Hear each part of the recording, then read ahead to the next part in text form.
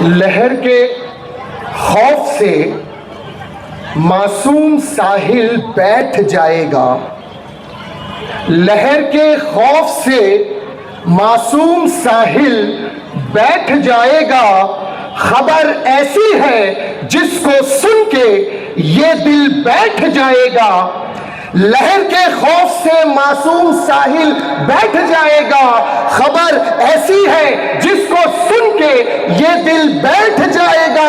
मुसलमानों, तबर्रुक की तरह गर वोट बांटोगे, मुसलमानों तबर्रुक की तरह गर वोट बांटोगे तो दिल्ली की उस गद्दी पे कातिल बैठ जाएगा। तो दिल्ली की उस गद्दी पे कातिल बैठ जाएगा। मंच पर उपस्थित आदरणीय, सम्माननीय, माननीय श्री बाला साहब प्रकाश अंबेडकर साहब, दक्षिण मुंबई से वंचित बहुजन आघाड़ी के हर दिल अजीज, one of the dashing personality Afzal Daudani साहब,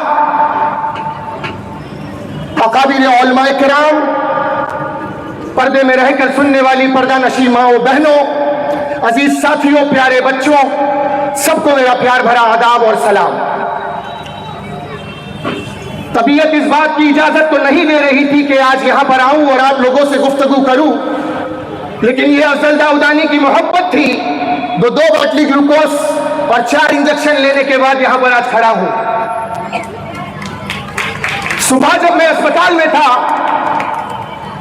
मेरे एक अजीज जो मुंबई में रहते हैं, इसी इलाके में रहते हैं, उनका मुझे फोन आया था और उन्होंने कहा था कि सिराज साहब, हमने सुना है आज डोंगरी चारनल पे वंचित बहुजन आघाड़ी की सभा होने वाली है। मैंने कहा बिल्कुल सही सुना आपने। उन्होंने मुझसे कहा कि आप भी उस मंच पर बोलने वाले हो।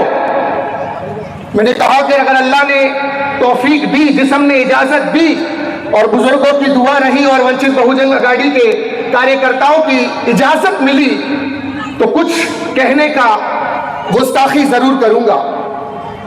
तो उन्होंने मुझसे कहा कि बहुत सोच समझ कर बोलना, वरना ऐसा ना हो कि तुम्हें कुछ दुश्वारियां हो, कुछ परेशानी हो। मैंने उनसे कहा था कि तुम्हारी इस बात का जवाब मैं आज शाम को मंच से दूंगा, और उनका जवाब यह है कि क्या आरजू करूं मैं तेरी आरजू के बाद, क्या आरजू करूं मैं तेरी आरजू के बाद, कुछ भी नहीं बचेगा मेरी गुफ्तगू के बाद। क्या आरजू करूं मैं तेरी आरजू के बाद, कुछ भी नहीं बचेगा मेरी गुफ्तगू के बाद, और जमाने का खौफ मुझको क्या डराएगा। अरे मेरी माँ ने मुझे दूध पिलाया था वजू के बाद, मेरी माँ ने मुझे दूध पिलाया था वजू के बाद। दोस्तों और साथियों,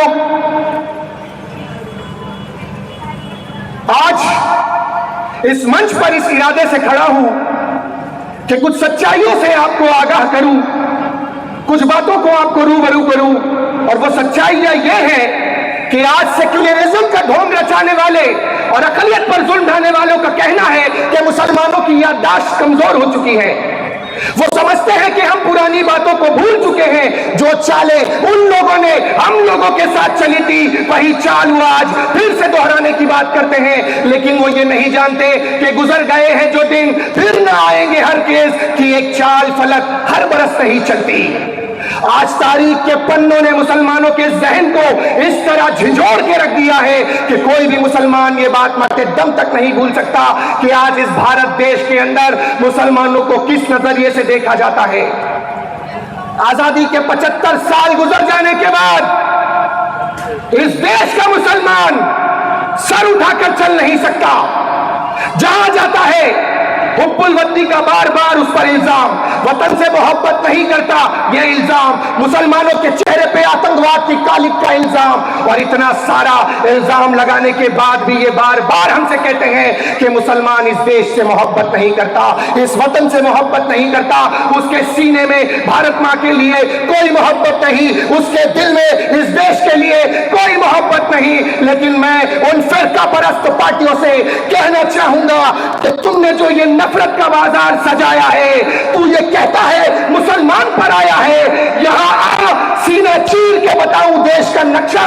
मेरा भारत मेरी सांसों में समाया है, मेरा भारत मेरी सांसों में समाया है। हमें अपने वतन की मोहब्बत का सबूत देने की जरूरत नहीं। मुसलमान इस देश से जितनी मोहब्बत करता है, शायद ही कोई होगा जो इस देश से इतनी मोहब्बत करता है। ना ही सिर्फ ये देश, बल्कि पूरी दुनिया के लिए मुसलमानों ने वो कारनामों को अंजाम दिया।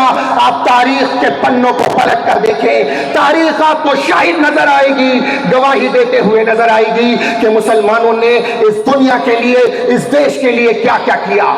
मैं आपको बताऊं, पूरी दुनिया को अलजबरा का सब्जेक्ट किसने दिया? मुसलमान ने दिया। पूरी दुनिया को फिलॉसफी किसने दी? मुसलमानों ने दी। इस दुनिया का पहला हॉस्पिटल किसने बनाया? मुसलमान ने बनाया। इस दुनिया को सबसे पहले सर्जरी किसने दी? मुसलमानों ने दी। इस दुनिया को टेलीस्कोप किसने दिया? मुसलमानों ने दिया। इस दुनिया को कैंडल किसने दिया? मुसलमानों ने दिया। इस दुनिया को जूते किसने दिए? मुसलमानों ने दिए। इस दुनिया को पब्लिक टॉयलेट किसने दिया? मुसलमान ने दिया। इस दुनिया को टिश्यू पेपर किसने दिया? मुसलमान ने दिया। इसके बावजूद इस हिंदुस्तान के अंदर से उठने वाला वो शख्स जिसने आज हार्ट सर्जरी के अंदर जो वॉल बिठाया जाता है, जो ब्लॉकेज का वॉल बिठाया जाता है, एपीजे अब्दुल कलाम आजाद ने दिया, मुसलमान था। इस दुनिया को, इस भारत को सारे जहां से अच्छा देने वाला अल्लामा इकबाल कौन था? मुसलमान था। इस हिंदुस्तान का सबसे बेहतरीन तबला वादक जाकिर नायक कौन था? मुसलमान था। इस दुनिया का सबसे बेहतरीन शहनाई वादक कौन था? मुसलमान था। अंग्रेजों के सामने उन्हें मिट्टी चाटने पर मजबूर करने वाला शेर मैसूर टीपू सुल्तान कौन था? मुसलमान था। इस दुनिया को सबसे पहले रॉकेट किसने दिया? मुसलमानों ने दिया। अरे इतना करने के बाद भी आप कहते हो कि मुसलमानों ने कुछ नहीं किया, तो ये आपकी गलत फहमी है। कहते हैं कि वक्त गुलशन पे पड़ा तो लहू हमने दिया, वक्त गुलशन पे पड़ा तो लहू हमने दिया, बाहर आई तो कहते हैं कि तेरा नाम नहीं। ये कहां का इंसाफ? ये कैसी दोहरी राजनीति करते हो? किसी एक को एक नजरिए से और मुसलमानों को दूसरे नजरिए से देखते हो। ये किस तरह की वतन की बात करते हो? ये किस तरह से सबके साथ और सबके विकास की बात करते हो? आज आप कहते हो कि मुसलमानों ने इस देश के लिए कुछ नहीं किया। तारीख के पन्नों को पलटे, पूरी तारीख शाहिद नजर आएगी कि मुसलमानों ने ना सिर्फ दुनिया के लिए, पूरे हिंदुस्तान के लिए वो कारनामे किए जो आज कोई दूसरा नहीं कर पाया। आज हमारे आदरणीय प्रधानमंत्री पूरे देश के चक्कर काट रहे हैं। क्यों? क्योंकि जब से उन्होंने ये देखा कि मीम और भीम एक शक्ति बन गई है, इन एक शक्ति को देखकर हवा ऊपर से भी निकल रही है और पीछे से भी निकल रही है। जब से ये भीम और मीम की शक्ति एक होकर एक प्लेटफॉर्म पर आई है, इन फिरका परस्तों की रातों की नींद हराम, इन फिरका परस्तों की सोच हराम, इन फिरका परस्तों के नीचे गले से निवाले नहीं उतर रहे, क्योंकि इस दुनिया की, इस भारत देश की 1/3 आबादी मुसलमान और दलितों की है। अगर मीम और भीम एक हो जाते हैं तो कोई ऐसी ताकत नहीं जो इस कड़ी चट्टान का मुकाबला कर सके। इसीलिए हर जगह से, हर तरह से इस भीम और भीम की शक्ति को दबाने की कोशिश की जा रही है। लेकिन मैं आप लोगों को बताऊं कि आज ये भीम और मीम की शक्ति की जो एकता है, इसे वो फिरका परस्त हिला नहीं पाएंगे, क्योंकि कहते हैं कि सख्ती से दब सकेगा ना हमारी एकता का ये फलक, सख्ती से दब सकेगा ना हमारी एकता का ये फलक। अरे लोहे का ये चना है, चबाया ना जाएगा। जितना चबाने की कोशिश करेंगे दांत उखड़ जाएंगे, लेकिन भीम और भीम की शक्ति को हिला नहीं पाएंगे। आज इस मंच पर एक ऐसा शख्स बैठा है जिसके घर में संविधान लिखा गया। बाबा साहब अंबेडकर की आल, उनका पोता इस वक्त इस मंच पर बैठा है और इन्हें देखकर तो अच्छे अच्छों के पसीने छूट जाते हैं। यह एक ऐसा शख्स है कि जब ये बोलता है तो अच्छे अच्छों की बोलती बंद कर देता है। इसीलिए वो हर बार प्रकाश अंबेडकर को दबाने की कोशिश करते हैं, वो समझते हैं कि प्रकाश अंबेडकर एक छोटी सी चिंगारी है जो हवा के चलने से बुझ जाएगी, लेकिन वो ये नहीं जानते कि एक छोटी सी चिंगारी भी बड़े बड़े महलों को जला के खाक करने का सबब बनती है। इसीलिए किसी शायर ने कहा कि एक शरारा ही जंगल को जला देता है, एक शरारा ही जंगल को जला देता है, अरे वो बड़ा नादा है जो शोलों को हवा देता है। और ये शख्स ऐसा शोला है, ऐसा शोला है, जब ये भड़कता है तो उन फिरका परस्तों को इसको नाबूद करता हुआ नजर आता है, उनके चेहरे से नकाब को उठाता हुआ नजर आता है। प्रकाश अंबेडकर साहब इस वक्त मंच पर अब जलवा फरमा। इस क्षेत्र के अंदर, इस पूरे मुंबई के अंदर एकमात्र वंचित बहुजन आघाड़ी ऐसी पार्टी है जिसने मुसलमानों को टिकट दिया। आज सबके साथ सबके विकास की बात, एक तरफ भारत जोड़ो यात्रा, सबको लेकर चलने की बात, लेकिन दूसरी तरफ मुसलमानों के साथ दुर्व्यवहार। दूसरा नजरिया कि मुसलमानों की जो लीडरशिप है उसको खत्म करने की साजिश। ना इनके लीडर रहेंगे, ना इनकी बात पार्लियामेंट में पहुंचेगी, ना इनकी बातों को उठाने वाला वहां कोई होगा। लेकिन ये आपका ख्वाब है, ख्वाब, क्योंकि ख्वाब सोते हुए देखे जाते हैं, जागती आंखों से ख्वाब नहीं देखा जाता, जागती आंखों से सच्चाई देखी जाती है। और सच्चाई यह है कि आज जल्दाउदानी इस क्षेत्र से इंशाअल्लाह आप लोगों की मदद शामिल हाल रही और अल्लाह पाक की मदद शामिल हाल रही, ये सीट इंशाअल्लाह यहां से निकाल कर दिखाएंगे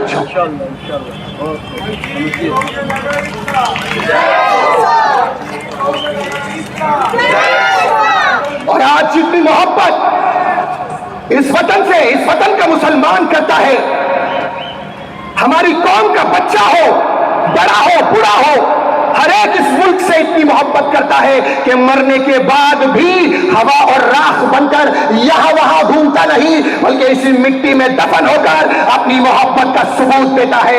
यह है हिंदुस्तान का मुसलमान। आज इस मंच से डोंगरी में रहने वाले, इस चार रोड में रहने वाले गैयों और मुसलमानों को मैं दावत देने आया हूं, एक फिक्र देने आया हूं कि किस मुंह से आप अफजल के कातिलों को, पहलू खान के कातिलों को, अशफाक के कातिलों को, अखलाक के कातिलों को वोट दोगे। तुम्हारा जमीर कैसे गवारा करेगा? उन मां की आंसुओं का क्या होगा? उन यतीम बच्चों का क्या होगा जिन्हें ये मुठभेड़ों में इन जालिमों ने मार डाला? कभी गौरक्षा के नाम पर, कभी मॉब लिंचिंग के नाम पर, कभी लव जिहाद के नाम पर मुसलमानों का शोषण किया गया, मुसलमानों का कत्लेआम किया गया। मुसलमानों, तुम्हारी गैरत कहां गई? तुम्हारा ज़मीर कहां गया कि तुम इन फिरका परस्तों को वोट दो जिन्होंने पहलू खान जैसे एक निहत्ते मुसलमान को काम का बहाना देकर बुलाकर शंभू लाल ने कुल्हाड़ी से उसके टुकड़े कर दिए, घासलेट डालकर आग लगाकर कहता है कि यह लव जिहाद में शामिल था। जेएनयू का अशफाक, जिसकी मां की आंखें रो रो कर ये कहती है हाय मेरा बेटा, हाय मेरा बेटा, आज 8 साल गुजर जाने के बाद भी वो मां के आंसू थमने का नाम नहीं लेते। उस मां के आंसुओं का तुम्हें वास्ता, पहलू खान के यतीम बच्चों का तुम्हें वास्ता। 19 साल का हरियाणा में वो हाफिज जो मस्जिद में नमाज पढ़ाता था, क्या गुनाह था उस शख्स का? क्या मुसलमानों की और हिंदुओं की एकता की बात कर रहा था? मस्जिद को आग लगाकर 19 साल के हाफिज सईद को जिंदा जला दिया गया। क्या कसूर था उस शख्स का जिसने जवानी की दहलीज में कदम रखा था, पूरी तरह से अपनी जवानी को देखा नहीं था? उस 19 साल के नौजवान को कत्ल करके शहीद कर दिया गया। ऐसे अनगिनत वाकये जब से ये भाजपा सरकार में आई 2014 से, आंकड़ा निकाल कर देख लो, गूगल सर्च करके देख लो, मॉब लिंचिंग के नाम पर, लव जिहाद के नाम पर कितने मुसलमानों का कत्लेआम हुआ, कितने मुसलमान मारे गए। आप हैरत में हो जाओगे। आपकी सोच को दावत देने आया हूं।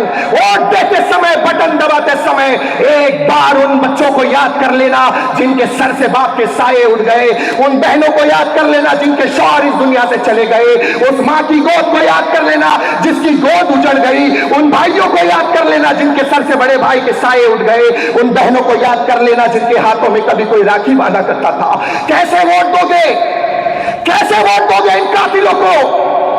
और ये कांग्रेस जो आज सेक्युलरिज्म की बात करती है, वक्त है ना हजरत? 5 चलिए, वक्त इस बात की मुझे इजाजत नहीं देता कि मैं बहुत लंबी तकरीर करूं, लेकिन एक बात मैं जरूर कहूंगा, मुख्तसर 2 मिनट और। अभी मेरे भाई सलीम भाई ने शोले फिल्म के बारे में कुछ कहा था आपसे, है ना? गब्बर आएगा, गब्बर आएगा। शोले कितनों ने देखी है? हाथ उठा के मुझे बताए, शोले फिल्म कितनों ने देखी है? सबने देखी है। शोले फिल्म का एक सीन है, कालिया अपने 3 साथियों के साथ रामगढ़ आता है और अनाज की मांग करता है। कुछ लोग अनाज लेकर आते हैं, कोई मुर्गी लेकर आता है, कोई जवार लेकर आता है, कालिया के सामने रख देता है। इतने में ठाकुर की एंट्री होती है। ठाकुर आता है तो कालिया कहता है, आओ आओ ठाकुर, अब तक जिंदा हो। याद होगा वो सीन आपको, ठाकुर अब तक जिंदा हो। ठाकुर कहता है, कालिया जाके गब्बर से कह देना रामगढ़ वासियों ने पागल कुत्तों को बोटियां देना बंद कर दिया। तो ठाकुर, कालिया कहता है, सोच लो ठाकुर, ये बात अगर गब्बर को पता चली तो बहुत बुरा होगा, खून खराबा होगा। तो गब्बर कहता है, कालिया जाकर कह देना गब्बर से कि रामगढ़ के वासियों ने पागल कुत्तों को बोटियां देना बंद करा है। उसी तरह डोंगरी के मुसलमानों, याद रखो, जब यह सिद्धा परास तुम्हारे दरवाजे पे आए, तुम भी कह देना डोंगरी के मुसलमानों ने सिद्धा परस्तों को वोट देना बंद कर दिया है। इन लोगों को मुंह तोड़ जवाब देना। 20 तारीख के दिन बाटले का बटन दबाकर, अरे इस शख्स के जरा चेहरे पे तो देखो, क्या तेज नजर आएगा, क्या मुस्कुराहट नजर आएगी। ये जितने कैंडिडेट खड़े हैं, एक पल के लिए उनके चेहरों को अपने सामने रखो। कुछ लोगों के चेहरे तो ऐसे हैं कि नींद में बच्चा देखे तो डर जाए, और ये हमारे भाई का चेहरा देखो, माशाल्लाह, नूर बरस रहा है, नूर। यही नूर तुम्हारी आवाज बनकर, यही उगता हुआ सूरज तुम्हारी आवाज बनकर, यही वो शख्स तुम्हारे मसलों को लेकर पार्लियामेंट में जाएगा और तुम्हारी आवाज को संसद में गूंजाएगा। इस शख्स को एक मौका देना बहुत जरूरी है। बस मेरा वक्त मुख्तसर था और समाप्त हुआ। एक शेर के साथ मैं रुखसत हो जाऊं, और वो, चाक दामन रफू करके लिखता हूं मैं, चाक दामन रफू करके लिखता हूं मैं, अश्क से गुफ्तगू करके लिखता हूं मैं, अपनी सांसों में आबाद रखना मुझे, मैं रहूं न रहूं याद रखना मुझे। अस्सलाम वालेकुम। बहुत खूब।